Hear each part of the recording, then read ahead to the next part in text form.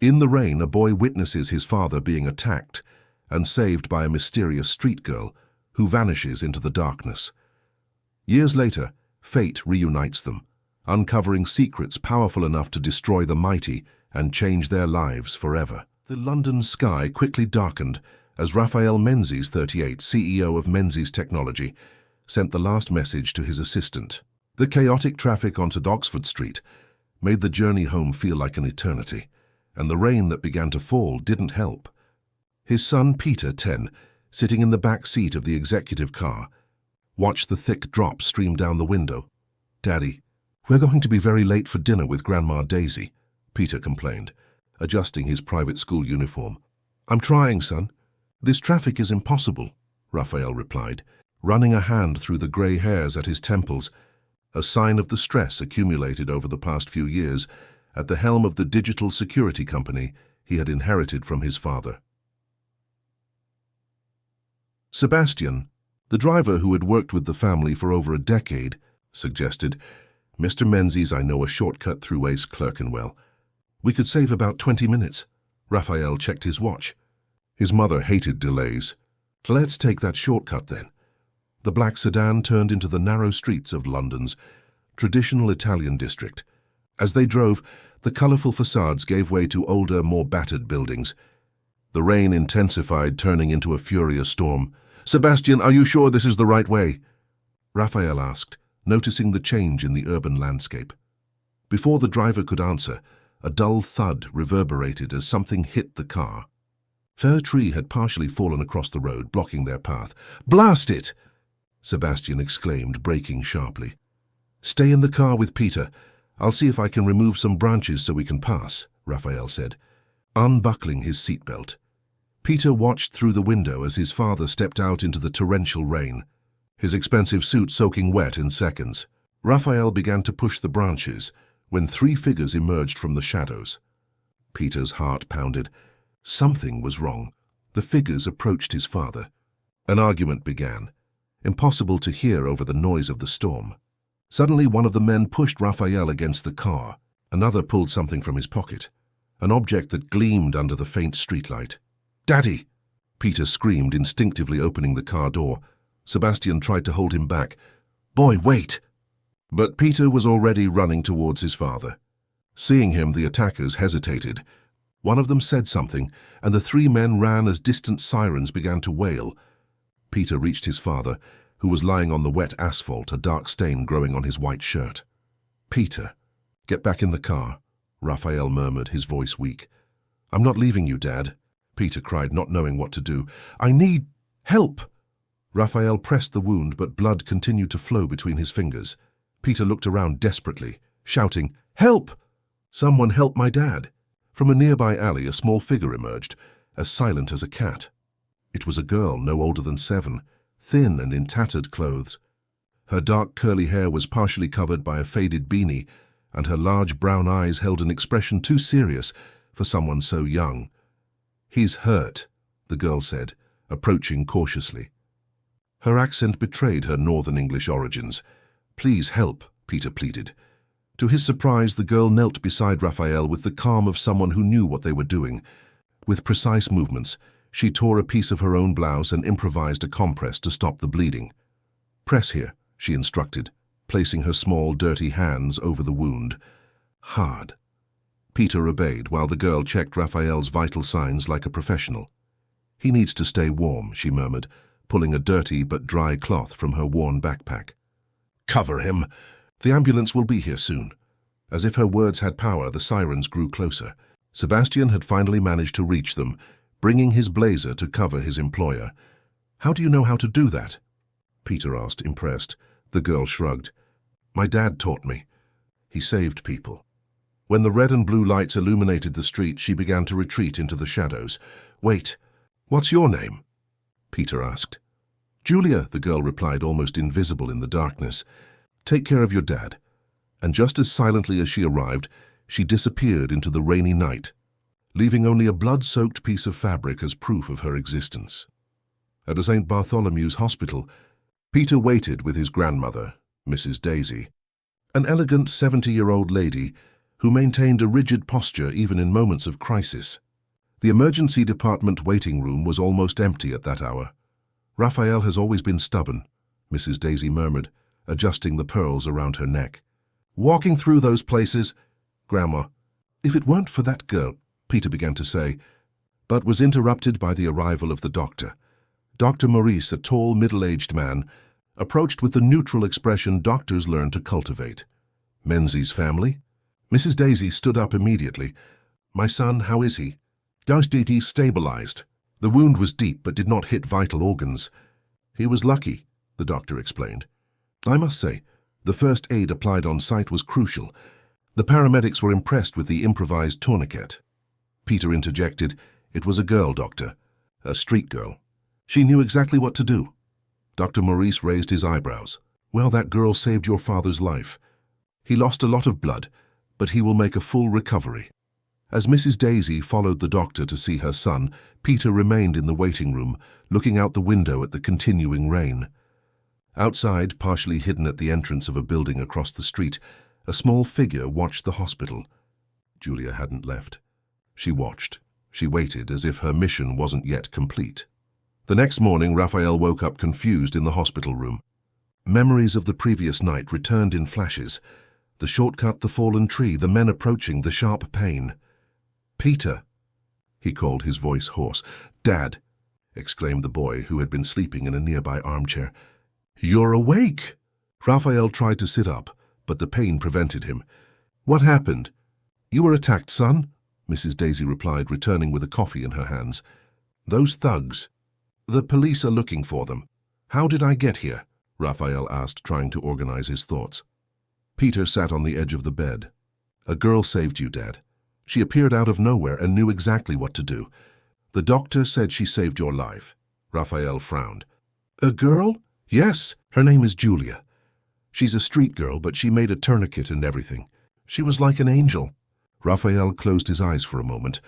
He vaguely remembered small, firm hands, a calm voice giving instructions. "We need to find her, Peter. I need to thank her." Outside the hospital, Julia continued her silent vigil. Something in her eyes said she knew dangers far greater than the rain or cold, and that her story with the Menzies family was only just beginning. 3 days passed, and Raphael was recovering in the hospital. The police had questioned everyone involved, but without witnesses other than Peter and Sebastian, the investigation was progressing slowly. The security cameras near the scene were deactivated, a coincidence that Detective Inspector Camilla Norton considered suspicious. "Mr. Menzies, are you sure you didn't recognize any of the attackers?" asked the detective inspector, a black woman in her 40s with curly hair pulled back in a tight bun and a keen gaze. Raphael adjusted himself in the hospital bed. "No, Detective. It was too dark and everything happened too fast." Camilla made some notes. "And what about your work? Any recent disagreements, threats?" An uncomfortable silence settled in the room. Raphael exchanged glances with Mrs. Daisy before answering. "Perhaps we are developing a digital security system for government databases, a classified project." The detective inspector looked up from her notepad. "Classified enough for someone to want to stop you?" "It's possible," Raphael admitted. "If implemented, the system would expose vulnerabilities in various communication networks that certain individuals might prefer to keep exploitable." "I see," Camilla said, putting away her notepad. "Please keep in close contact with me. This may not have been a simple robbery." When the detective inspector left, Raphael turned to Peter, who was distractedly playing a handheld video game in the armchair. "Son, tell me more about this girl, Julia." Peter put down the game. "She appeared like magic, Dad, and she knew exactly what to do. She said her dad taught her that he saved people." "A paramedic, perhaps," Mrs. Daisy suggested. "Could be," Raphael agreed. "But what was such a small child doing alone in that area at that time of night?" Peter bit his lip. "I think she lives on the streets, Dad. Her clothes were dirty and torn." Raphael closed his eyes. A lump formed in his throat. "We need to find her, Peter. She saved my life. We owe her a debt." That night, while Peter slept on the sofa bed in the hospital room, Raphael couldn't sleep. Something about the attack and the mysterious girl didn't add up. Why did those men attack him? Why didn't they take his wallet, watch or phone? And how did a street child know how to apply first aid with such precision? A movement at the window caught his attention. Raphael blinked, unsure if he was imagining things. There it was, a small silhouette watching from the adjacent building. Even at a distance and in the dim light, he knew instantly it was her. Raphael tried to get up, ignoring the pain, but the sudden movement only alerted the watcher. The silhouette quickly disappeared. Frustrated, he leaned back against the pillows. She was watching. Why? The next morning, Raphael asked Sebastian to bring some clothes from the apartment. He was determined to be discharged from the hospital as soon as possible. He also entrusted him with another mission. Look for her around the hospital, a girl of approximately 7 years old, dark curly hair, probably wearing worn clothes. Her name is Julia. The driver nodded. I'll find her, sir. Meanwhile, Peter sat in the hospital cafeteria with his grandmother, enjoying a hot chocolate. The boy was thoughtful. What are you thinking about, dear? Mrs. Daisy asked. About her, Grandma. About Julia. Does she have family? Where does she sleep? She's what, 7 years old? How can someone so small live alone on the streets? The lady adjusted her gold-rimmed glasses. The world isn't always fair, Peter. Some children face challenges that adults couldn't bear. When we find her, we can help her, can't we? The lady smiled, touching her grandson's hand. Your heart is like your father's. Yes, we'll do everything we can to help her. In another part of the city, in the Prawn Chinatown district, Julia stealthily entered a community hostel run by a church. She knew the routine. Arrive early, take a quick shower, get some clean clothes from donations, and have breakfast before disappearing back into the streets. Good morning. Little one, greeted Sister Constance, a 70-year-old nun who coordinated the hostel. You've been gone for 2 days. Julia merely shrugged, avoiding eye contact. I brought something for you, the nun continued, holding out a child's red coat. It's going to get cold in the next few days. The girl accepted the gift, but her eyes were already scanning the room, locating exits, assessing who was present, habits of someone living in a constant state of alert. Thank you, Julia murmured, putting the coat into her worn backpack. Have you had breakfast yet? The nun asked. Not yet. Go help yourself then. There's hot milk today. Julia nodded and headed to the refectory. While eating, she leafed through a newspaper left on the table. In the business section, a photo caught her attention. Raphael Menzies, the man she had saved, in an article about his technology company. The headline read, Menzies Technology close to securing a £1 billion government contract for digital security system. Julia read the article carefully, her eyes too serious for a child her age. When she finished, she carefully folded the page and put it in her backpack. Then she quickly left the hostel, resuming her watch near the hospital. In the afternoon, Sebastian walked the streets near the hospital, showing a drawing of Julia that Peter had made. No one seemed to know her until the driver entered a small bakery. This girl? Asked the baker, an elderly man of Italian descent. Yes, she comes sometimes. Buys bread with coins she collects. Doesn't talk much. Do you know where I can find her? The baker scratched his head. She always comes late in the afternoon, when there's leftover bread from the day. If you want to wait, Sebastian decided to stake out the bakery. As the sun began to set, a small hooded figure cautiously approached the establishment. The driver recognized her immediately from the drawing. Julia? He called softly. The girl froze, ready to flee. Her eyes quickly assessed the man in front of her. You're the driver, she stated, without relaxing her posture. Yes, my name is Sebastian, Mr. Raphael. The man you helped wants to speak with you. Julia took a step back. Why? To thank you. You saved his life. No need to thank me. Anyone would do the same. Sebastian smiled gently. No, little one. Not everyone would know what to do. How did you learn those first aid procedures? The girl's eyes became distant. My dad was an NHS paramedic. He taught me that knowledge saves lives. And where is your father now? Julia looked away. He's not here anymore. No one is. Sebastian's heart ached. Come with me. Mr. Raphael just wants to talk. Afterwards, I promise you can leave if you want. There's hot food at the hospital, too. The mention of food seemed to convince her. Reluctantly, Julia followed the driver to the car. Throughout the journey, she remained silent, her backpack held tightly against her chest as if it contained her greatest treasures. At the hospital, Peter was the first to see them. "Julia!" he exclaimed, running towards the girl. "You came back." The little girl took a step back, uncomfortable with the enthusiasm. "I only came because your driver said your dad wanted to talk to me. And he really does. He's much better thanks to you. Come on, he's in his room." As they walked down the corridor, Julia observed everything carefully. She noticed the security cameras, the emergency exits, the staff uniforms. Peter spoke animatedly about how eager his father was to meet her, but she only nodded, absorbing every detail of the environment. Upon entering the room, her eyes immediately met Raphael's. The executive was sitting on the bed, looking better than on the night of the attack. Beside him, Mrs. Daisy observed the newcomer with curiosity.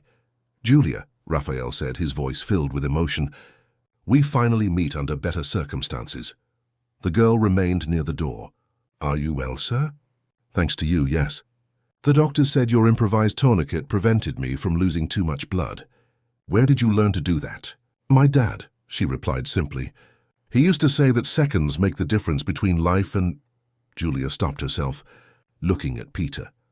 Something in her gaze indicated that she knew she shouldn't talk about certain subjects in front of the boy.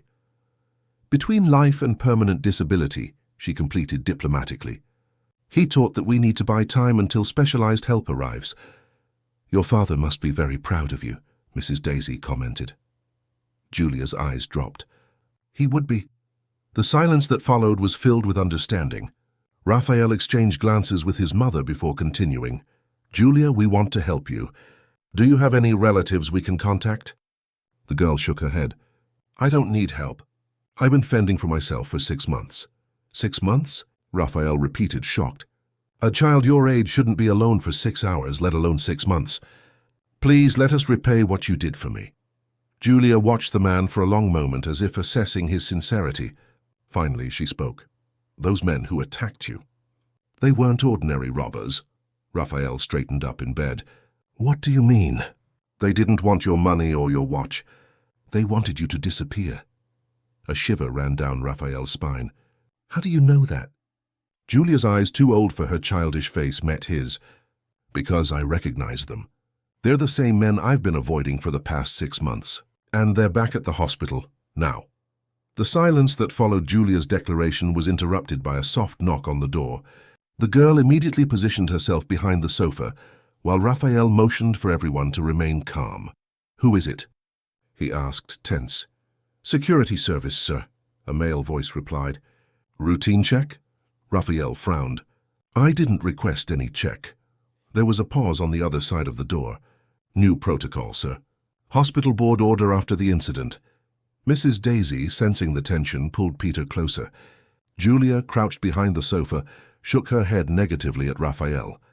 The executive pressed the emergency button next to the bed. "Come back later, I'm resting now," he replied.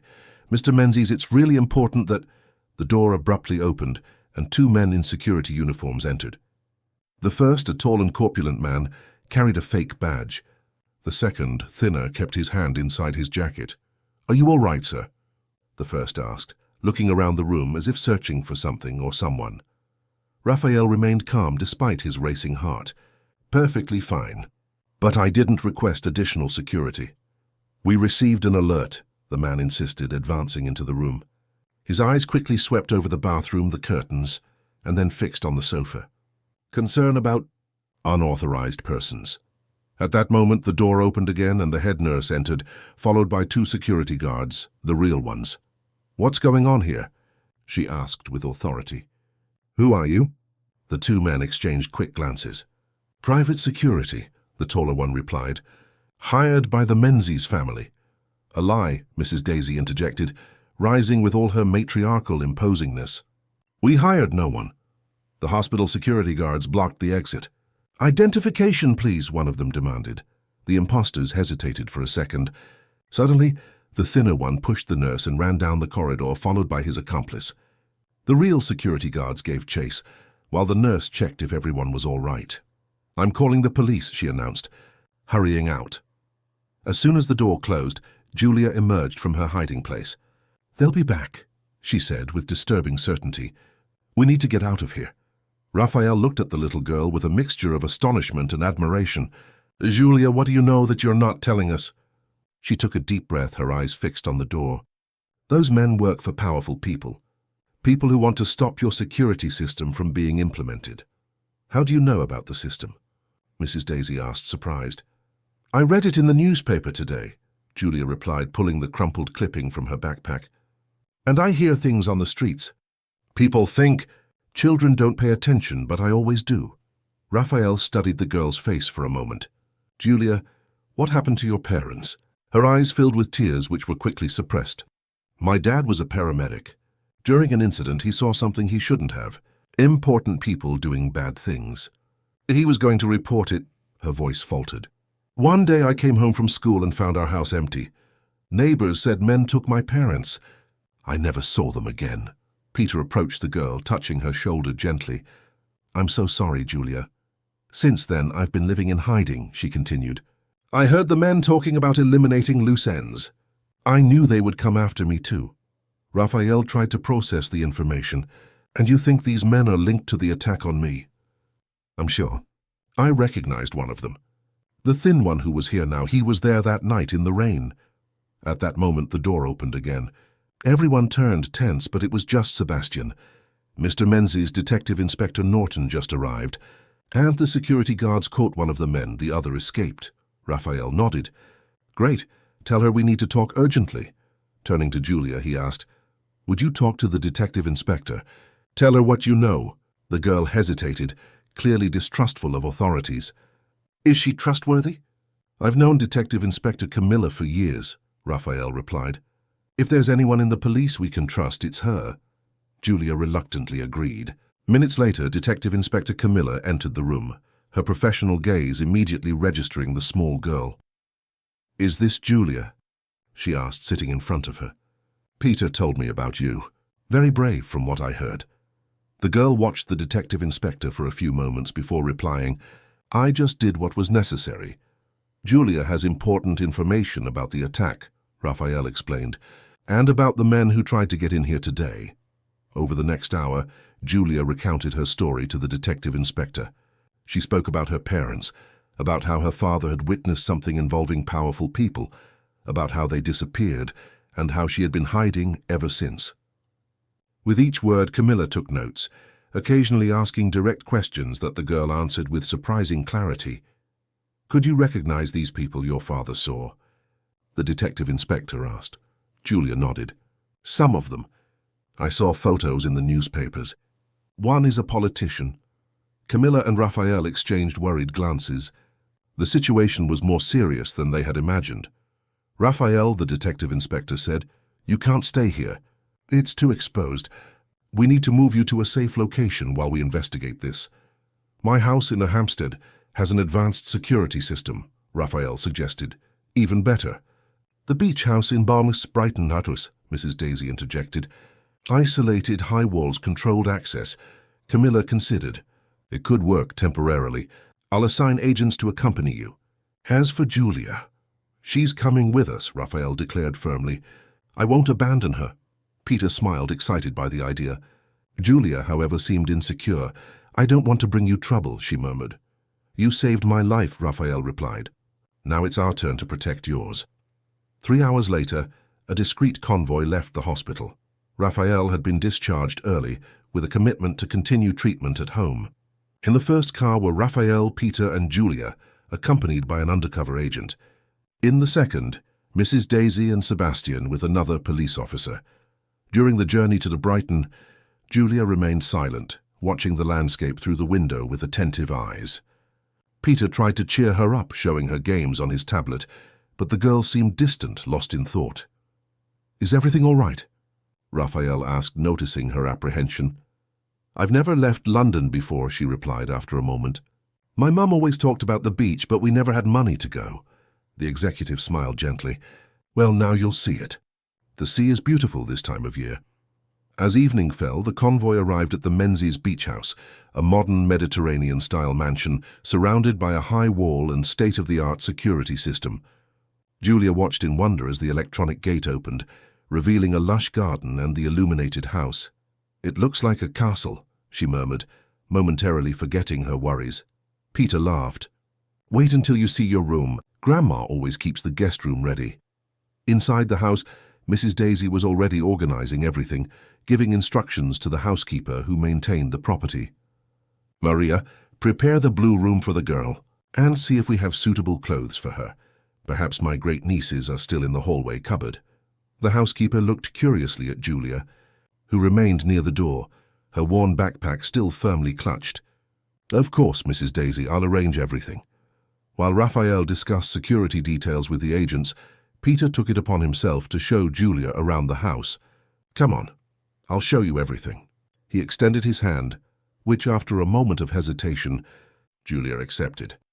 The boy guided her through the immense living room with a sea view, through the dining room with a table for 12, through the spacious kitchen, where Maria was already preparing dinner. Julia watched everything with wide eyes, as if she had entered another world. And this is your room, Peter announced, opening the guest room door. It was a spacious room, decorated in shades of blue and white, with a queen-size bed, built-in wardrobe, and a small balcony overlooking the side garden. For a girl who had slept in alleys and shelters for the past few months, it seemed like a palace. All this, just for me? She asked, incredulous. Of course. And the bathroom is right there. Peter pointed to a door. It has a bathtub and everything. Julia timidly entered the room, placing her backpack carefully on the bed. I've never seen such a beautiful room. Peter sat on the edge of the bed. Julia, why didn't you tell us before? About your parents, about the men chasing you? The girl shrugged. I learned not to trust anyone. On the streets, the less people know about you, the safer you are. But now you're safe here, Peter stated confidently. My dad won't let anything happen to you. Julia looked out the window at the sea stretching in the distance. No one is completely safe, Peter, especially when powerful people want to harm you. Meanwhile, in the living room, Raphael was talking to Detective Inspector Camilla via video call. The man we captured refuses to speak, she informed him. But we found something interesting on his phone. Encrypted messages mentioning firewall operation and eliminate vulnerability. Too much of a coincidence with your work on the government security system. Raphael sighed, feeling the pain in his wound throb. We need to find out who's behind this, Camilla. And fast. I'm working on it. For now, keep everyone close and the security system activated. I'll send reinforcements tomorrow. After ending the call, Raphael went to the kitchen, where Mrs. Daisy was supervising dinner. How is our little guest? He asked. Peter is making her feel at home, his mother replied. Raphael, what will we do with her? We can't just send her back to the streets when all this is over. The executive looked through the kitchen door, from where he could see Peter and Julia talking in the living room. No, we can't. She lost everything, Mother, and she saved my life. I owe her a debt that goes beyond gratitude. Mrs. Daisy smiled, squeezing her son's arm. I always knew your heart was bigger than your business. What are you thinking? I don't know yet. But I promise she'll have a home, an education, a chance in life. Raphael paused. And justice for what happened to her parents. Later, during dinner, Julia surprised everyone by eating with impeccable table manners. When Mrs. Daisy commented, she explained, My mum was a teacher. She used to say that education is something no one can take away from you. Raphael noticed how the girl, despite all the tragedy she had lived through, maintained an admirable dignity. His gaze met his mother's, who nodded, understanding what he was thinking. After dinner, while Peter showed Julia how the smart TV in the room worked, Raphael received a call from his vice president, Richard Ashton. Raphael, we have problems, Richard said without preamble. Someone hacked the main server. They tried to access the codes for the government project. Did they succeed? No, the backup system worked. But it's worrying. It was a very sophisticated attack from within the network. Raphael felt a chill. Someone from inside the company? Possibly. We've already isolated the sector from which the invasion originated. I'll send you the details via secure channel. As he hung up, Raphael noticed Julia standing at the living room door, watching him with those eyes too wise for her age. Something happened, didn't it? She asked directly. Raphael hesitated, but decided not to underestimate the girl's intelligence. Yes, someone tried to steal information from my company. Julia nodded, as if confirming something she already suspected. It's the security system, isn't it?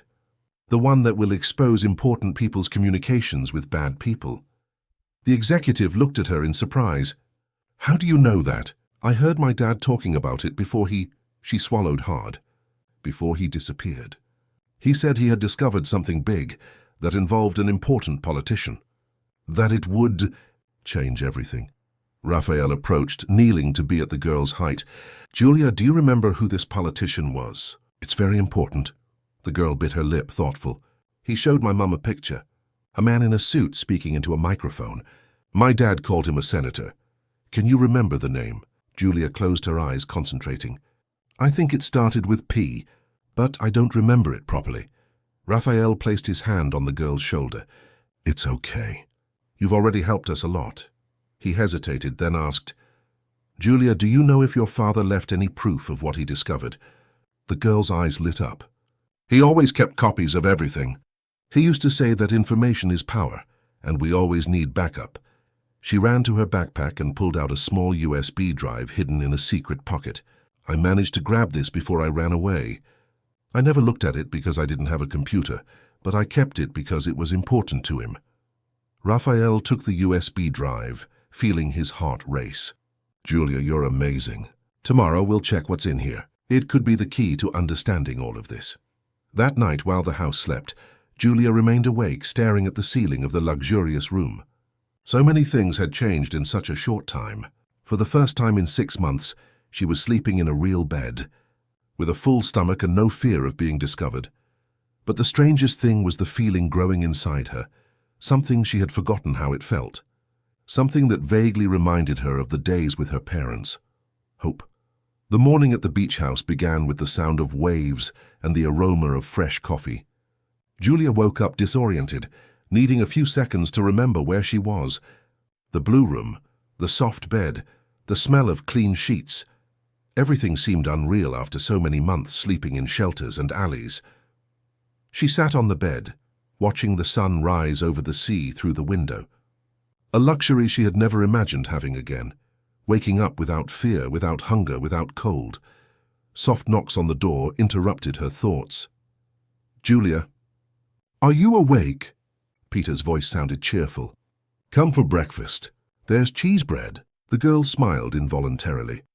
She dressed in the clean clothes Mrs. Daisy had provided, a blue t-shirt, denim shorts, and a new pair of trainers that fit perfectly. She looked at herself in the bathroom mirror, almost not recognizing her reflection. With clean hair and unripped clothes, she looked like a different person. In the dining room, everyone was already gathered. Raphael, looking tired but determined, consulted his tablet while drinking coffee. Mrs. Daisy supervised Maria, who served a lavish table with fruits, breads, cakes, and juices. Peter played on his phone, stopping only to devour a piece of cake. Good morning, Julia, Raphael greeted her upon seeing her. Did you sleep well? The girl nodded, still shy in front of the abundance before her. Sit down, dear, Mrs. Daisy said, pulling out a chair. Eat whatever you like. You need to regain your strength. Julia sat next to Peter, who immediately began pointing out his favorite breakfast items. The girl served herself sparingly, even when her stomach pleaded for more.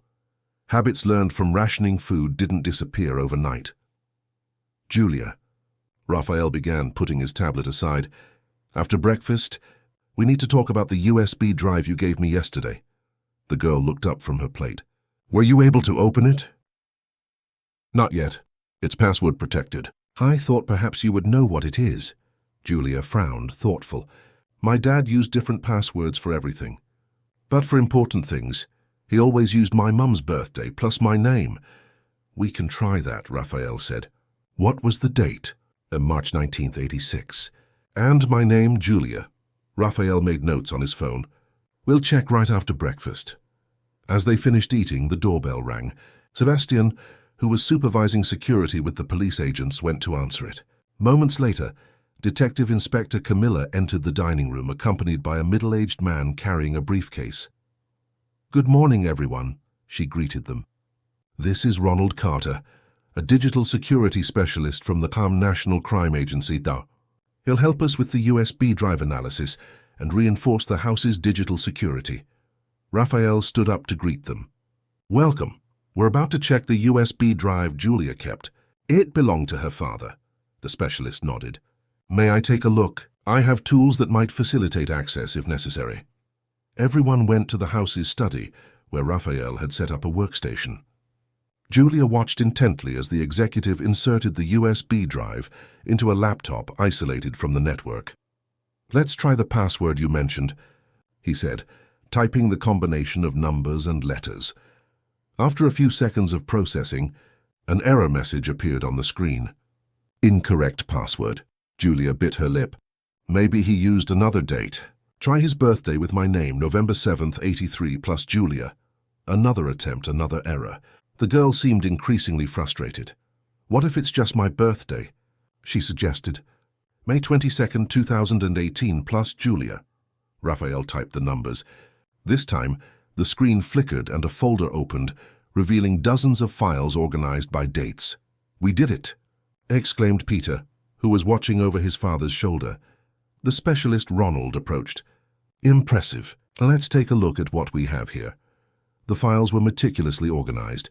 PDF documents, spreadsheets, photographs, and audio recordings. Raphael opened a document titled Evidence Summary.pdf. It was a detailed report, written by Julia's father, Charles Edward Alden, an NHS paramedic. "My God," Raphael murmured as he read. Charles documented everything. During an emergency call at Senator Maurice Paxton's mansion, he witnessed a meeting between the senator and representatives of a criminal organization. They were discussing a scheme of fraud in technology and security tenders. Camilla leaned in to read. He got names, dates, amounts, and there are references to something called Project Firewall. "That's our system," Raphael explained. "The security system we're developing for the federal government. If implemented, all government communications would be protected by a new layer of encryption that would make unauthorized interceptions practically impossible." Ronald whistled softly. "Which would also mean that past conversations, stored on government servers, could be reviewed with the new security system, including those that would incriminate powerful people." "Exactly," Raphael agreed. "The system would not only protect future communications, but also analyze suspicious patterns in historical data." Julia, who had remained quiet until then, spoke. "That's why my dad was one taken. He saw something no one should see." Raphael placed a hand on the girl's shoulder. "And that's why they tried to eliminate me, too. If the system is implemented, people like Senator Paxton will be exposed." "There are more files to analyze," Ronald reminded them. "Photos, recordings. It could take a few hours to process everything properly." Camilla nodded. "In the meantime, I need to reinforce security here. With this evidence, you've become even more valuable targets." While the adults continued their discussion, Peter called Julia out of the study. "Shall we go to the beach? You can see it from the terrace." The girl hesitated, looking at the adults absorbed in analyzing the files. "Just to the terrace," Peter insisted. "It's still inside the house, it's safe." After a moment of hesitation, Julia agreed. The children went up to the spacious terrace that offered a panoramic view of the private beach below. The turquoise sea stretched to the horizon, and the sound of the waves gently reached their ears. "It's beautiful," Julia murmured, amazed. "I've never seen anything like it," Peter smiled. "We can go down there later, if the adults let us. I'm a good swimmer, I can teach you." The girl leaned on the balustrade, feeling the sea breeze on her face. "My mum always wanted to take me to the beach. She used to say the sea cleanses the soul." "Your mum seemed nice," Peter commented. "You miss them a lot, don't you?" Julia nodded, her eyes fixed on the horizon. "Every day, but I learned to hold back tears. On the streets, crying is showing weakness." Peter was silent for a moment.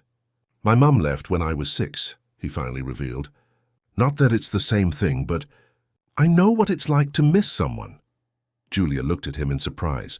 "What happened to her?" "She met another guy, a French photographer. Now she lives in Paris and sends presents at Christmas." He shrugged, trying to sound indifferent, but Julia noticed the hurt in his voice. "At least you have your dad," she said. "He seems to like you a lot," Peter smiled slightly. "He's amazing. He works too much, but he always makes time for me. And Grandma Daisy is special too, even though she's super strict sometimes." The moment was interrupted by Sebastian, who appeared on the terrace. "Children, The detective inspector wants everyone gathered in the living room. It seems important. Back in the living room, they found the adults with serious expressions. Ronald had connected his laptop to the TV, displaying a series of documents and photographs. What Charles gathered is impressive, the specialist explained. Documents proving tender fraud, photos of secret meetings between politicians and criminals, incriminating recordings. He built a solid case against Senator Paxton and several others involved. Detective Inspector. Camilla added, "With this evidence, we can request search and seizure warrants, initiate a formal investigation. But we need to act with extreme caution. We are dealing with powerful and well-connected people," Raphael, who was watching the screen with a tense expression, asked, "How long until we can officially present all this?" "I need to consult the Crown Prosecution Service," Camilla replied. "Perhaps a few days to organize everything properly." "We don't have a few days," Julia interjected, surprising everyone. "They already know we're here." The silence that followed was heavy. Raphael knelt to be at the girl's height. "How do you know that, Julia?" She pointed to the window. "I saw a boat stopped in that cove for a long time. No one fishes in the same spot for 3 hours. They're watching the house." Everyone turned to the window. Indeed, a small fishing boat was anchored a few hundred meters from the beach, seemingly harmless. Sebastian grabbed binoculars from a nearby cabinet and observed the boat. "She's right. There are 2 men there, and they're not fishing. They have binoculars, too. We need to get out of here," Raphael decided. "Now." Camilla was already on the phone, requesting reinforcements. "Stay calm. I'll call the Marine Police Unit here to intercept the boat, and we'll have a team here in 15 minutes. In the meantime, prepare only the essentials for departure." Mrs. Daisy, maintaining her composure despite the tension, began to organize the evacuation. "Peter, Julia, come with me. We'll pack a small bag for each of you."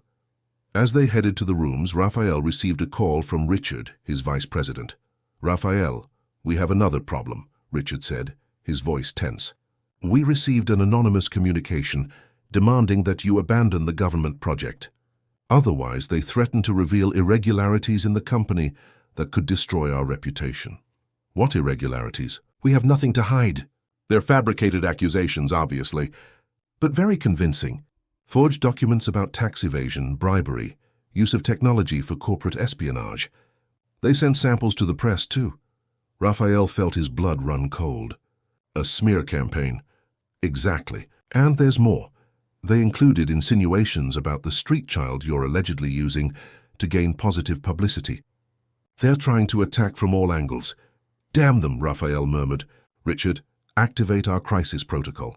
Talk to our legal and press advisors. We will not back down from threats." As he hung up, Raphael found Julia standing at the study door, holding her worn backpack.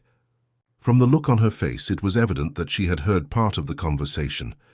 "They're saying bad things about me, aren't they?" she asked, her voice small but firm. Raphael hesitated, then decided on honesty. "Yes, Julia, they're trying to use you against us, telling lies. But don't worry, we won't let that happen." The girl clutched her backpack to her chest. "Maybe I should leave.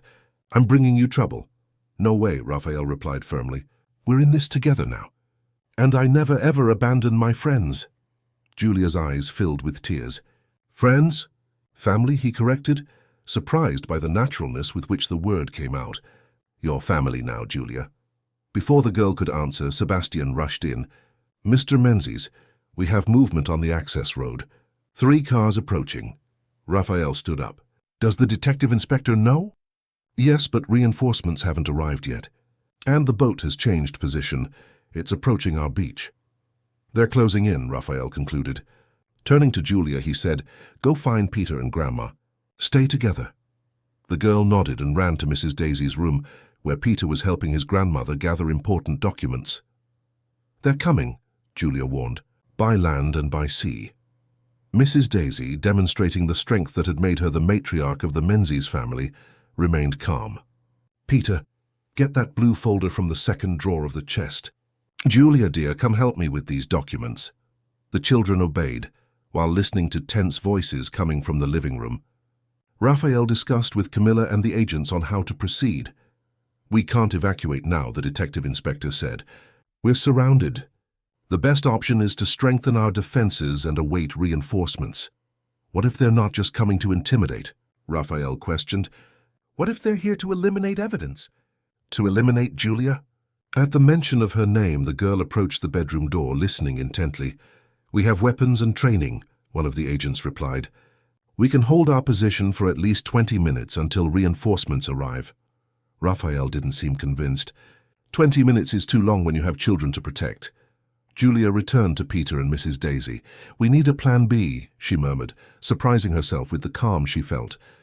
Months of street survival had taught her to keep a cool head in dangerous situations. Peter looked at her with curiosity. "What kind of plan?" "An escape route. Somewhere we can hide if they get into the house." Mrs. Daisy, who was finishing gathering the documents, interjected, "There is a passage, actually. An emergency exit my husband had built years ago. He was always cautious." Peter's eyes widened. "Seriously, Grandma? Why did you never tell me?" "We never needed it before," the lady replied, walking towards a bookshelf. She removed some books, revealing a hidden electronic panel. "The code is your grandfather's date of birth, 150838. As she typed the code, a soft click was heard, and a section of the wall slid sideways, revealing a narrow corridor. "Where does this lead?" Julia asked, impressed. "To the caretaker's house at the back of the property. From there, there's a trail that connects to the secondary road." Mrs. Daisy took a flashlight from a drawer. "I'll show Raphael. This might be our best chance." In the living room, tension mounted. The unknown cars had parked at the property line, and the suspicious boat was docking at the private beach. Detective Inspector Camilla had managed to confirm that reinforcements would arrive in 10 minutes. But the situation was rapidly deteriorating. "They're approaching the house," one of the agents reported, observing through the security camera system. 6 men by land, 2 by sea, all armed. Raphael, whose wound was not yet fully healed, felt pain as he moved quickly. "We need to protect the children," he insisted. "If there's a confrontation—" "Raphael," Mrs. Daisy's voice interrupted the discussion.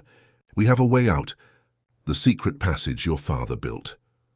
Everyone turned to the matriarch, who remained impressively calm. "Mother, are you sure it still works?" Raphael asked, surprised. "I just checked. The system is operational." She looked at the detective inspector. "We can evacuate the children immediately while you buy time here." Camilla considered the option. "It could work. I'll go with the children and Mrs. Daisy myself. Raphael and the agents will hold position here, distracting the invaders until reinforcements arrive." "I'll stay," Raphael declared. "Sebastian, you go with them. You know the terrain better than anyone." The driver nodded. "Yes, sir." While Camilla organized the evacuation, Julia pulled Raphael aside.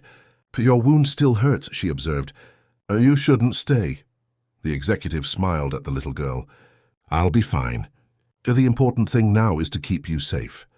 Julia looked him in the eyes, that ancient look on such a young face.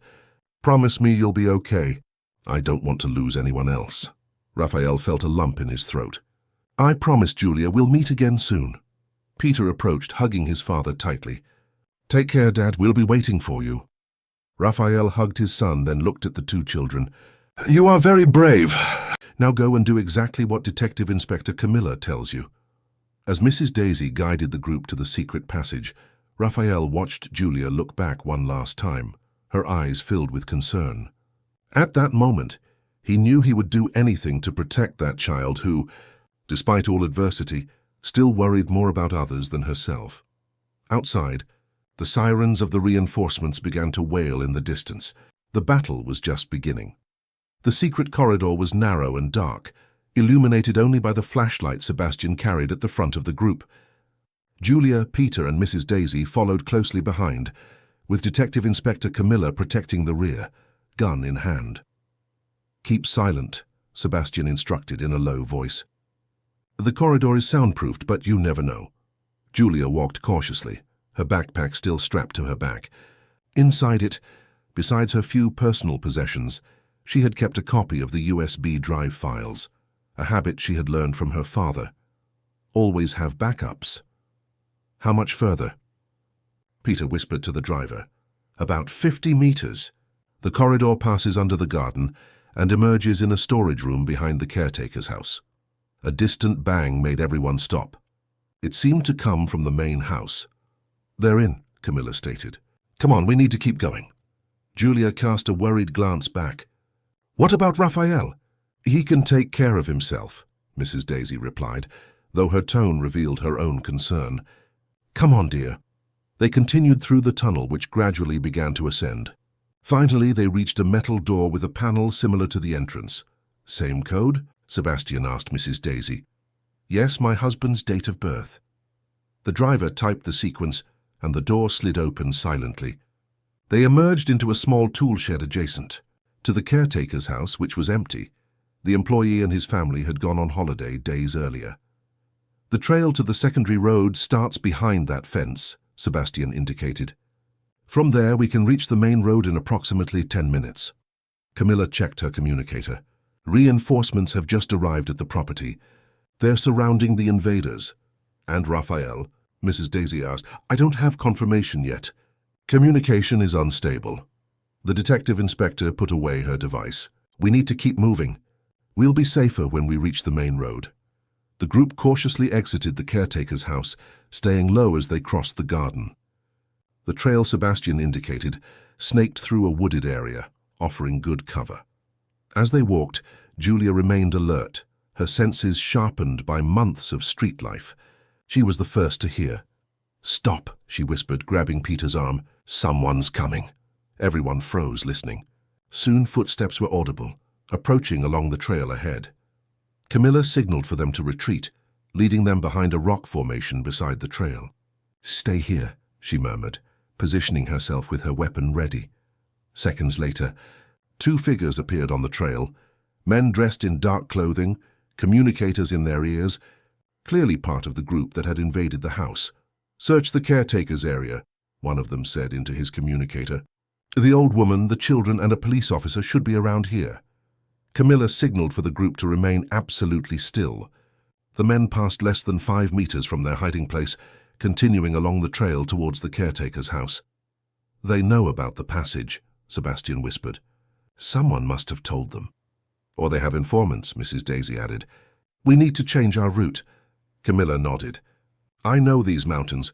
There's a country road to the east from here that we can reach by crossing that rise." She pointed to a steep hill to her right. "Can Grandma climb that?" Peter asked, worried. Mrs. Daisy adjusted her glasses with determination.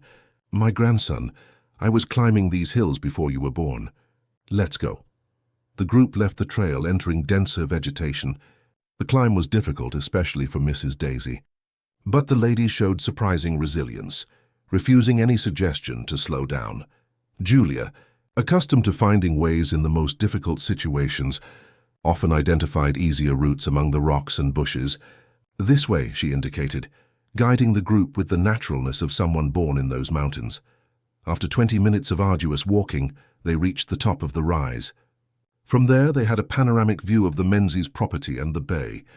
Police vehicles surrounded the main house, and the suspicious boat was being boarded by the Marine Police Unit.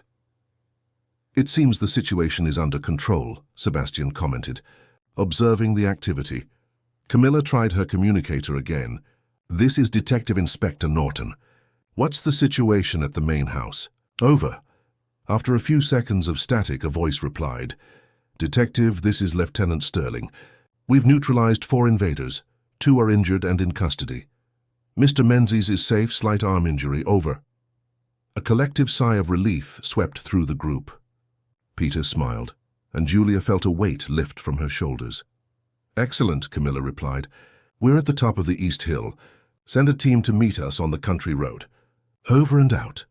Mrs. Daisy sat on a rock, finally allowing herself to show fatigue. "Thank goodness Raphael is all right."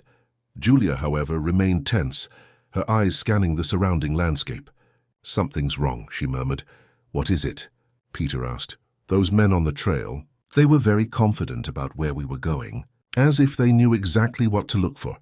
Camilla observed the girl with interest. "What are you thinking, Julia?" "Information leak." Julia looked at everyone present. "Someone who knew about the secret passage, about our evacuation plans." A heavy silence fell upon the group. Sebastian was the first to speak. "But only we knew. You, me, Mrs. Daisy, Peter, Raphael, and the detective inspector.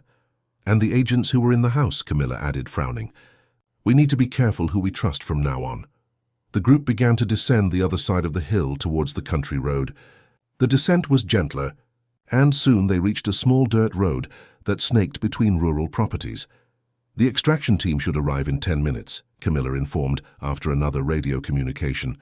Sebastian, who was walking ahead, suddenly raised his hand, signaling them to stop. Vehicle approaching. Everyone hid in the vegetation beside the road. A black SUV appeared, moving slowly, as if the occupants were looking for something or someone.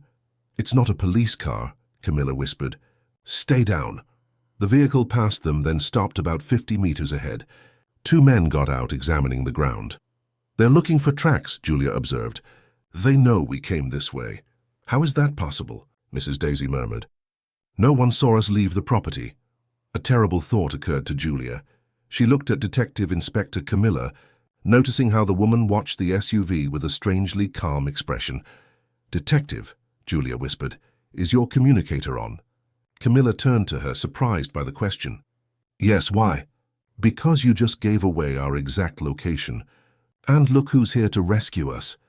Before anyone could react, Camilla drew her weapon, pointing it at the group. "Nobody moves," she ordered, her tone suddenly cold. "Julia, give me the backpack." "I know you have a copy of the files in there." Peter looked incredulous. "Detective, what are you doing?" "Business, Peter. Something you'll understand when you're older." She signaled to the men in the SUV, who quickly approached. "We'll take the old woman and the children." "The driver isn't necessary." Sebastian stepped forward. "You won't hurt anyone, Camilla." "Not while I'm here." The fake detective inspector smiled without humor. "Always the loyal Sebastian. You should have accepted the senator's offer when you had the chance." Julia, realizing that the situation was about to deteriorate, acted on instinct. Picking up a stone from the ground, she threw it forcefully towards the approaching men, hitting one of them in the face. The moment of confusion was enough. Sebastian lunged at Camilla, deflecting the weapon away from the group. "Run!" he shouted, as he struggled with the traitor. Mrs. Daisy grabbed the children's hands and ran into the vegetation, while the men from the SUV tried to regain control of the situation. Sounds of struggle and a gunshot echoed behind them. "Sebastian!" Peter cried, trying to look back. "Don't stop!" Mrs. Daisy ordered, pulling him hard. They ran as fast as they could through the dense vegetation, hearing voices behind them. Julia, accustomed to fleeing dangers on the streets, led the way, finding passages where adults would have difficulty following. "This way," she indicated, pulling them into a crevice between large rocks. "We can hide." The 3 squeezed into the tight space, trying to control their panting breaths. Footsteps and furious voices approached. "We lost them," a male voice said, too close for comfort. "Keep looking," Camilla's voice ordered. "They can't have gone far. The old woman can barely walk." The footsteps gradually faded. When it finally seemed safe, Julia peeked out of the hiding place. "All clear," she whispered. "But we can't stay here. They'll come back with more people." "What about Sebastian?" Peter asked, his eyes filled with tears. "We don't know," Mrs. Daisy replied, her voice choked. "But he gave us a chance and we can't waste it." Julia thought quickly. "We need to get to the main road. From there we can call for help." "It's almost 3 kilometers," Mrs. Daisy observed, "through thick bush." "We can do it," Julia affirmed with determination. "I've survived worse things." They began to move again, now with more caution. Julia led, Peter helped his grandmother, and so they slowly progressed through the vegetation. The sun began to set, making navigation more difficult. "We need to find shelter for the night," Mrs. Daisy suggested, after an hour of walking. "In the dark, it will be impossible to continue." "There," Julia pointed to a small rise. "It looks like a hunter's cabin or something." They cautiously approached the rustic structure, which had been abandoned for some time. The door creaked when Peter pushed it, revealing a small but sheltered space, with an old table, dusty chairs, and a simple fireplace. "We can spend the night here," Mrs. Daisy decided, sitting on one of the chairs. The lady was visibly exhausted. "I'll check if there's anything useful," Julia said, exploring the cabin. She found some old blankets, a kerosene lamp still with fuel, and a box of matches. "Should we light a fire?" Peter asked, worried. "They might see it." "We'll cover the windows with these cloths," Julia replied, already working on improvising curtains. "And we need to get warm. It will get cold at night." While Peter helped Julia organize the shelter, Mrs. Daisy watched with admiration the little girl's competence. "How did you learn all this, Julia?" the lady asked. "To survive like this, to think so quickly in dangerous situations." The girl shrugged as she lit the lamp. "On the streets you learn, or you don't make it. I observe a lot. I listen. I plan escape routes. I always have a plan B." "Like your dad with the backups," Peter commented. Julia smiled slightly. "Yeah, he used to say that knowledge and preparation save lives." When the cabin was minimally organized and the faint light of the lamp created an almost cozy atmosphere, they sat close to share the little they had, some cereal bars and a bottle of water that Julia carried in her backpack. "How will we let my dad know?" Peter asked, nibbling his bar. "If we don't return by tomorrow morning, he'll come looking for us," Mrs. Daisy replied. "Raphael would never give up on us." "But he doesn't know where we are," the boy argued. "And with Camilla working for the bad guys." "Fake detective inspector," Julia corrected. "She might not even be a real police officer." Mrs. Daisy placed her hand on Peter's shoulder. "Your father is a smart man and has resources, and now the real police are involved. They'll realize Camilla is an imposter." Julia remained thoughtful. "The USB drive," she murmured. "They really want that. There must be more important things we haven't seen." "You made a copy," Peter reminded her. "We can give it to the police when we're rescued." "But who?" Julia questioned. "How do we know who to trust now?" A heavy silence fell upon the group. Julia's question exposed the terrible reality of their situation. They were alone, pursued by powerful people, not knowing who to trust. "We have to trust someone," Mrs. Daisy finally said. "We can't fight this alone." "I trust my dad," Peter declared. "And you?" Julia smiled at him. "I trust you too. And I think I trust Raphael. He looks at me the way my dad looked, as if I really matter." Mrs. Daisy held both children's hands. "We're a family now, and families overcome challenges together." As they talked, a noise outside made everyone freeze. Footsteps approached the cabin. Julia quickly extinguished the lamp, plunging them into darkness. Crouched in the corner furthest from the door, the three barely breathed as the footsteps grew closer. The door creaked, opening slowly. A tall figure entered, a flashlight illuminating the inside of the cabin. "Peter, Mrs. Daisy, Julia." "Dad!" exclaimed Peter, recognizing Raphael's voice. The flashlight illuminated the three huddled in the corner. Raphael ran to them, hugging his son tightly, then including Mrs. Daisy and Julia in the embrace. "How did you find us?" Peter asked, through tears of relief. "Trackers," Raphael replied, pointing to his son's wristwatch. "I installed them on all our watches after the initial attack. A precaution." "Sebastian?" Mrs. Daisy asked, fearful. Raphael's expression became serious. "He's alive, Mother. Injured, but alive. He's being treated at the hospital." "And the fake detective inspector?" Julia asked.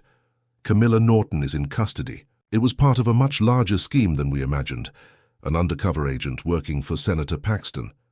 Raphael looked directly at Julia. "Thanks to your perception, we managed to dismantle an important part of their operation." "It's not over yet, is it?" the girl asked. "No, but we're closer. The real National Crime Agency is involved now, and we have the evidence your father gathered." Raphael knelt before Julia.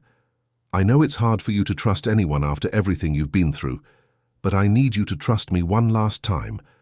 Julia looked into his eyes, searching for signs of deceit. She found none. "I trust you." "Then let's go home. The real home. My apartment in Bund Kensington, Seduti, London. It's under federal protection now." Raphael stood up, extending his hand to her. "Let's put an end to this once and for all." Julia hesitated only a second before accepting the outstretched hand. For the first time in a long time, she felt that maybe, just maybe, everything could be all right. As they left the cabin, where a police team awaited them, Julia looked up at the starry sky. The same stars she had watched so many nights, alone and afraid, now seemed to shine with a different promise. A promise of justice, of truth, and perhaps most importantly, of a place to call home. 3 weeks had passed since the night in the abandoned cabin, Raphael's apartment in Kensington. London had become a safe haven for the unlikely family. Under constant police protection, they tried to resume some normality as the case progressed in the courts and media. Julia woke up early that morning, as she always did. 6 months of living on the streets had created habits difficult to break. Being alert at the first ray of sun was one of them. Her room in Raphael's apartment was larger than any space she had ever called her own, decorated in soft shades of green and white, with a comfortable bed and a bookshelf already partially filled with books Raphael and Peter had given her. It seemed like a dream from which she feared waking. She sat on the bed, watching the city awaken below. From there she could see Hyde Park, where Raphael had promised to take her when it was safe for them to go out. Beside the bed on the bedside table was a photo frame with the only picture she had of her parents, an image recovered from the damaged phone she had kept in her backpack all those months. A gentle knock on the door interrupted her thoughts. "Julia, are you awake?" Peter's voice sounded cheerful, as always. "I am," she replied, still getting used to having a place where she could answer openly without fear. Peter entered, already dressed for the day, carrying a tablet. In recent days, the two had developed a routine: breakfast together, followed by online lessons. Raphael had insisted that Julia resume her studies immediately, hiring private tutors to help her catch up on lost time. "Look at this," Peter said, sitting beside her on the bed and showing her the tablet. "It's in all the newspapers." The headline was impactful. "Senator Paxton indicted for corruption and obstruction of justice. Scheme of diversions in technology contracts revealed." Julia read the article carefully. The evidence gathered by her father, complemented by what she herself had collected during her months on the streets, had been fundamental to the case. Her name did not appear in the report. Her identity was being protected as she was a minor, but she knew that her testimony would be crucial in the upcoming trial.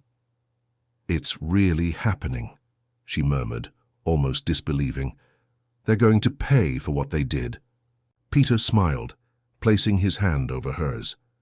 "My dad said it's just the beginning. Now that the National Crime Agency has access to all the data, they're discovering connections with other politicians and businessmen."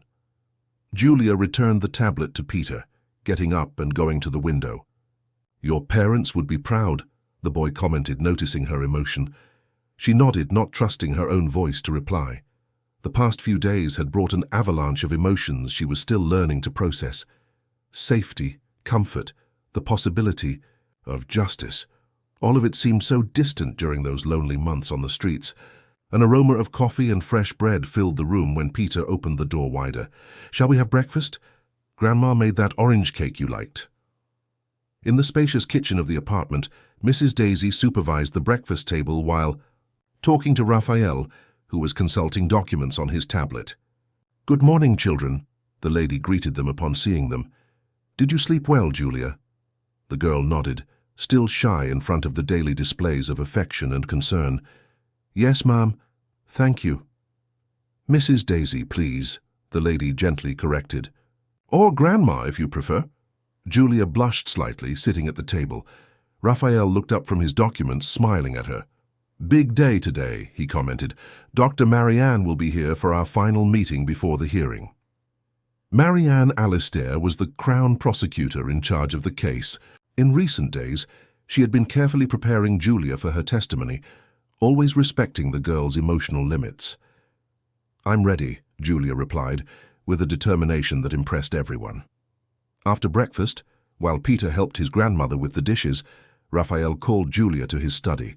It was an elegant room with bookshelves covering an entire wall and a privileged view of the city through the panoramic window. "I wanted to talk to you before the meeting with Dr. Marianne," he began, indicating an armchair for her to sit in. Julia settled down, watching him with those attentive eyes that seemed to see beyond words. "Julia, you know your testimony is very important to the case, but I want you to understand that at any moment, if you feel it's too much, you can stop." Raphael spoke with the gentleness he always showed her. "Your safety and well-being come first." "I want to do this," she replied firmly, "for my parents, for justice." Raphael nodded, admiring her courage. "There's one more thing I'd like to discuss with you." He hesitated, choosing his words carefully. "In the past few weeks, you've become part of our family. Peter adores you. My mother can't imagine the house without you and I." He smiled softly. "Well, I think you saved more than my life that rainy night." Julia watched him intently, her heart racing. "I've talked to social workers and lawyers," Raphael continued. "If you wish, I'd like to begin the process to become your legal guardian, and eventually, if all goes well, and that's what you wish too, to formally adopt you." The girl remained motionless, the words echoing in her mind. A permanent home, a family, things she had believed lost forever. "I know it's a big decision," Raphael quickly added, seeing her hesitation. "You don't have to answer now. Think about it. Talk to the psychologist who's supporting you." "Yes," Julia interrupted, her voice small but firm.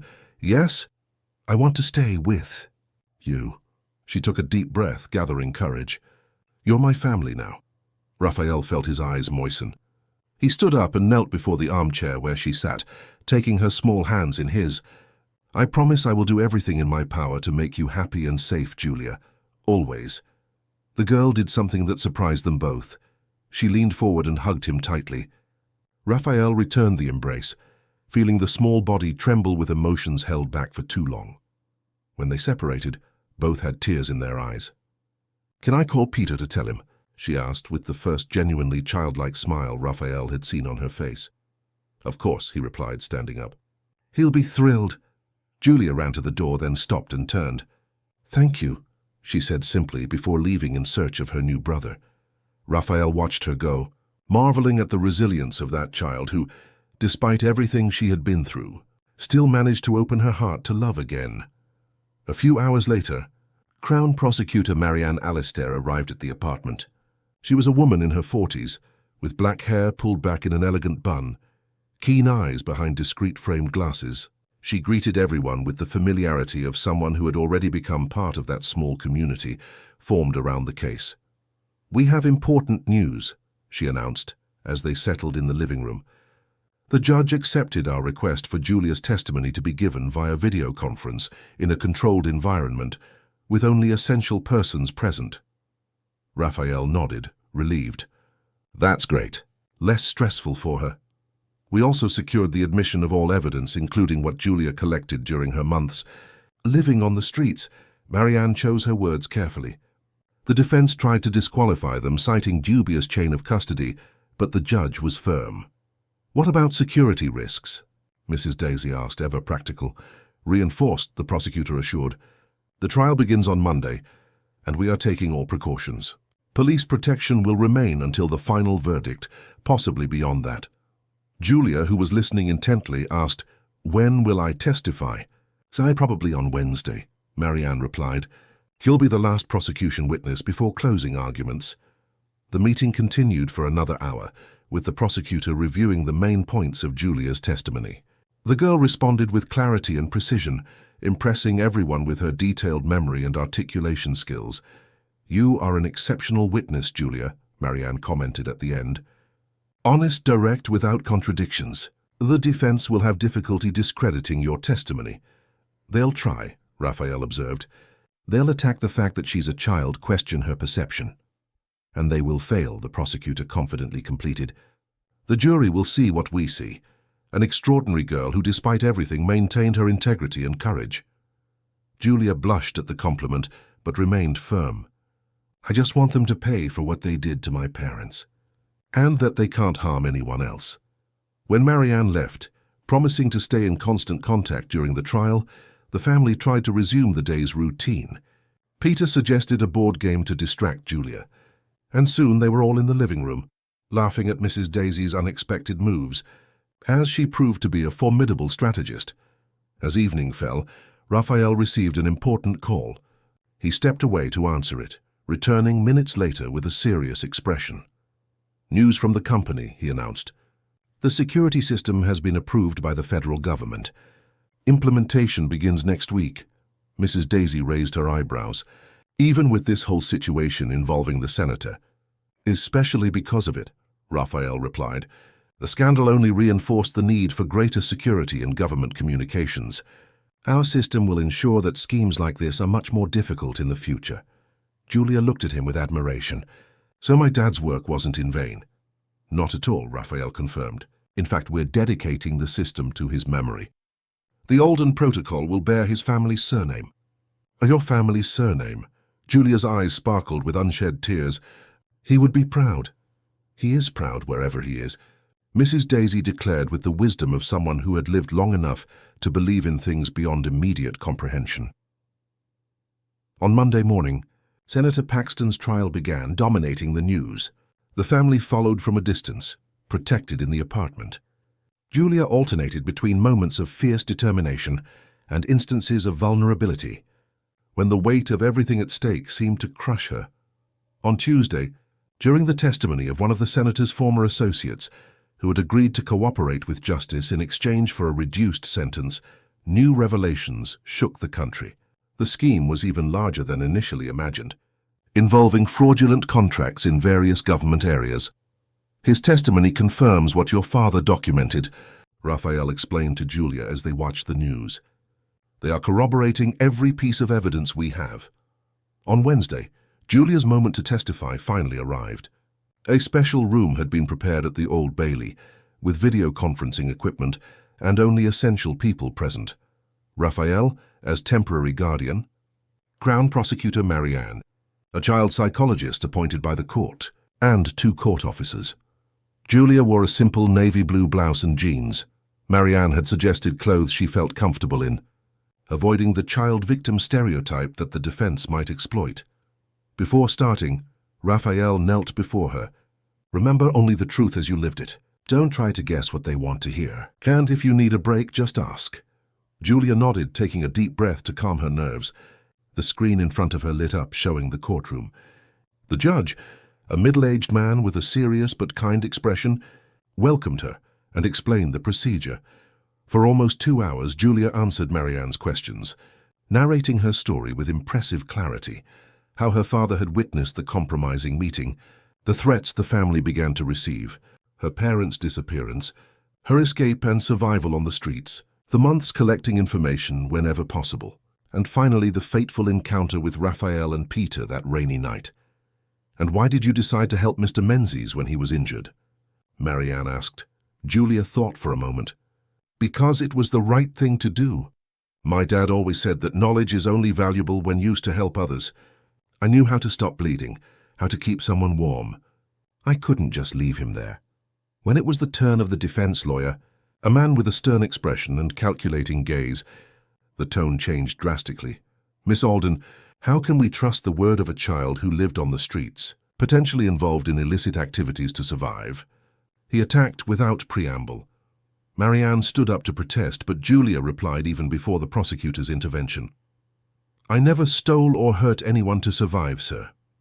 I collected recyclable materials, accepted food from shelters, slept in abandoned places.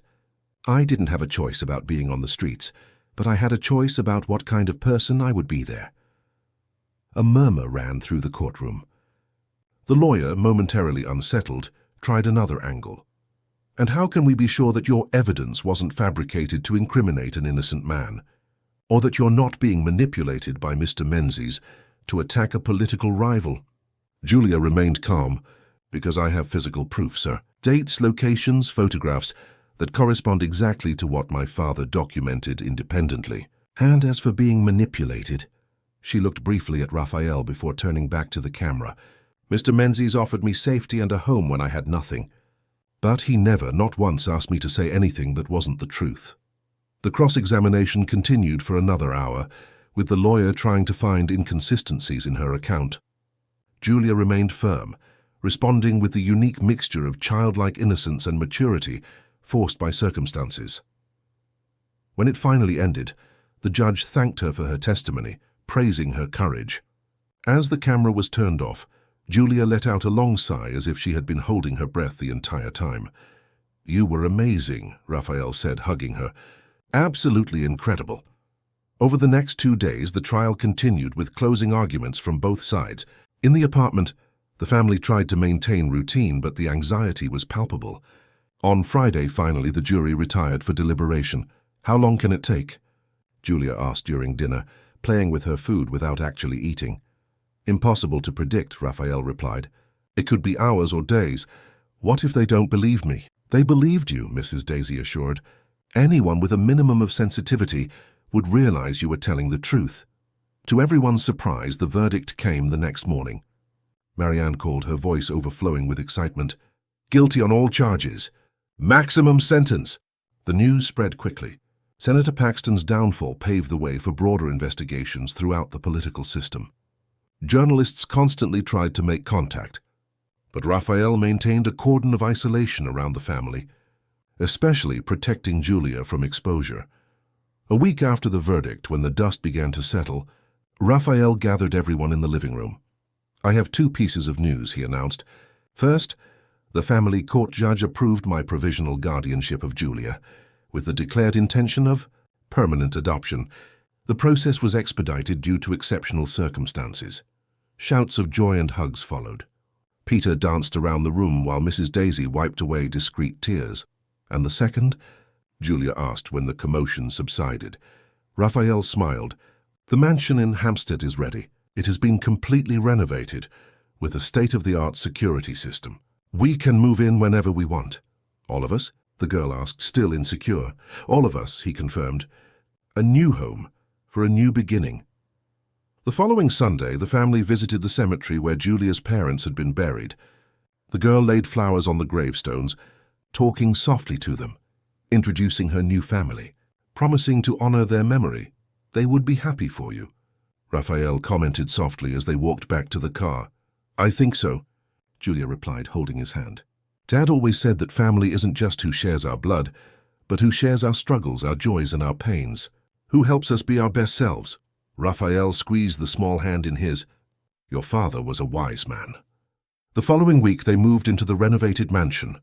Julia was amazed by her new room, larger and brighter than the one in the apartment, decorated in shades of blue and green that she herself had chosen. Peter was already planning adventures in the spacious gardens, while Mrs. Daisy supervised the house's organization with her usual efficiency. On her first day at school, a private institution carefully chosen for its welcoming approach to children who had experienced trauma, Julia felt nervous but determined.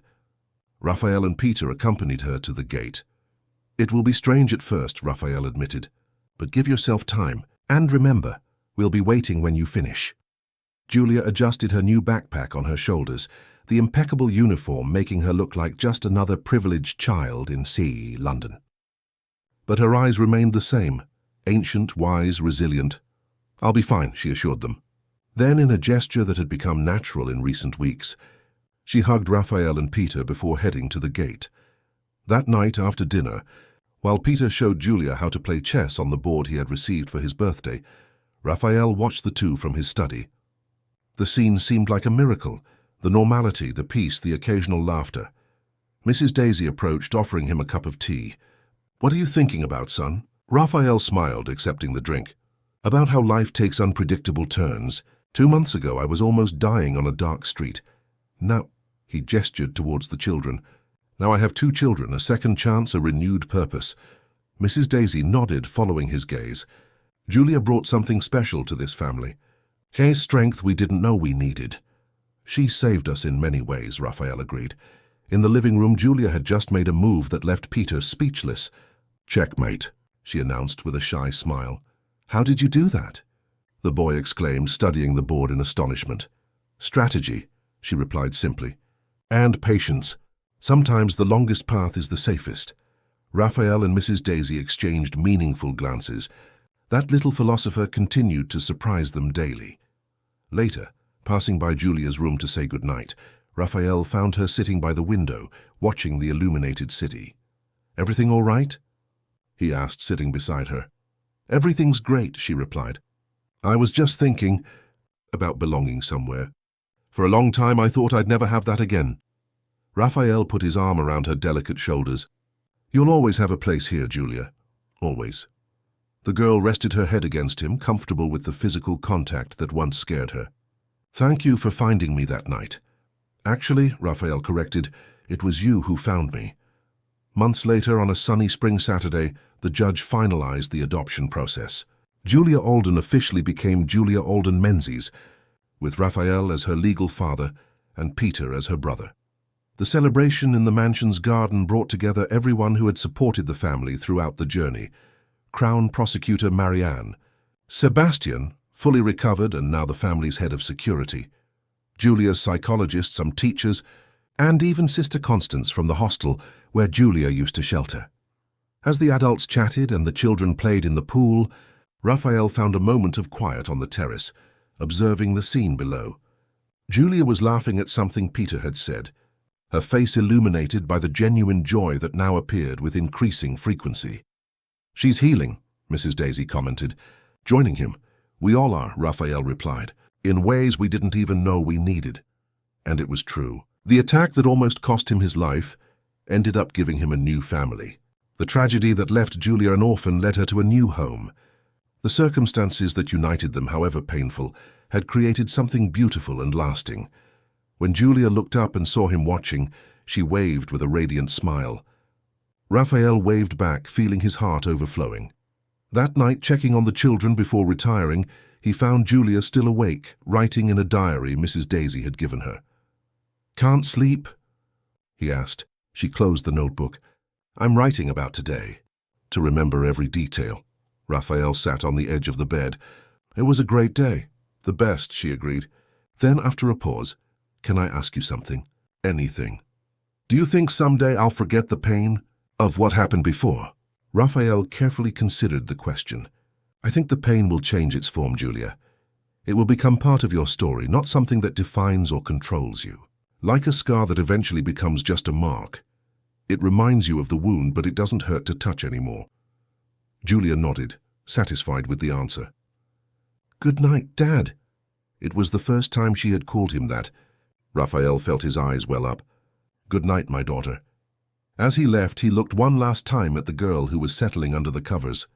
The little warrior who had survived on the streets, saved his life, and now completed his family in ways he had never imagined possible.